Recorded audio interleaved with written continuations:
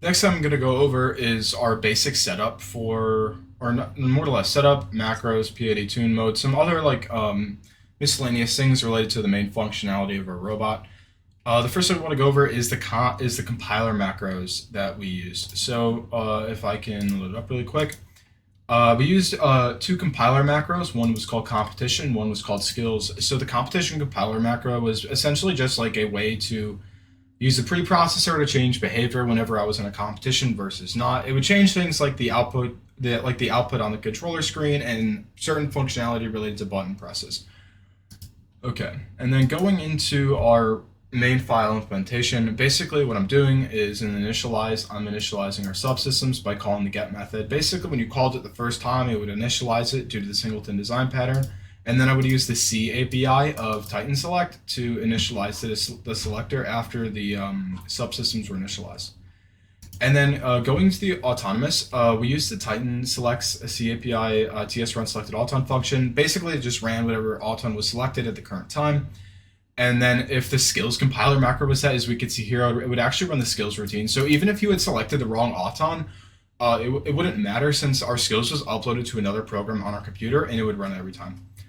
Another thing I wanted to talk about was our PID tune mode. So one of the things I really hated was that since my computer is relatively slow compiling files and re-uploading, and I used a controller upload for a lot of the season, uh, I developed a PID tuning mode for our robot. So basically, if it was in the non-competition state and you held down the button A, whenever the program was initializing, it would enter this PID tune mode, and it would basically just take controller inputs and allow you to change KP and KD, since those are the two most important inputs when tuning PID. And we'll talk about tuning PID later. Yeah, so it was relatively simple and kind of just added to the KP and KD things. One thing I will say though is that I did change the access modifiers on the KP, KI, and KD values to public in the header file of my custom lemlib implementation because before they were in a protected state, and I didn't feel like making a subclass for them to make them public and adding modifiers.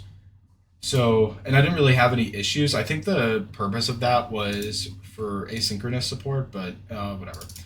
Um, yeah, and then I added like two button presses to basically have it dropped 40 inches and 180 degrees, which I would say is pretty standard when tuning PID. Uh, about tuning PID, when I would say to follow the standard PID tuning things that are available on Lemlib's website when you're tuning PID.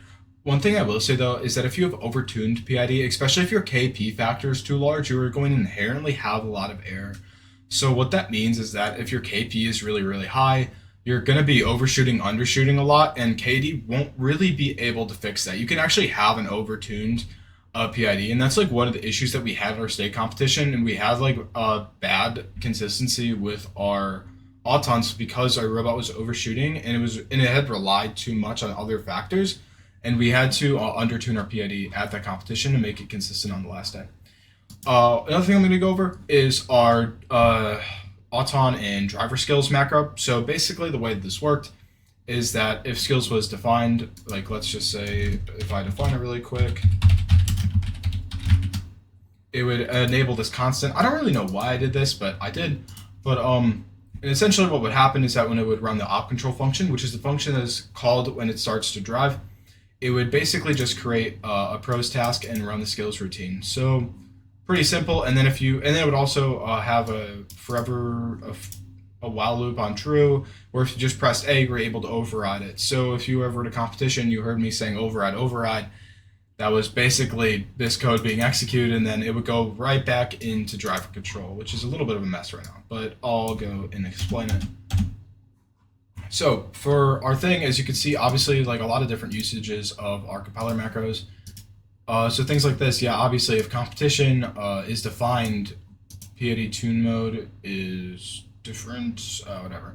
But yeah, and then one of the things that was primarily is competition, it would show the selected auton instead of the current robot position when the macro is enabled, and then it would tick the subsystems. So a pretty simple main file implementation, and nothing really that crazy. Let's see if there's anything else I was going to go over. I think I basically hit every point. Maybe I talked about this before, but I also decided to use the C API of Titan Select just because I found it simpler with the function-based programming API instead of the object-oriented one that the C++ API uses. But both are relatively simple to use.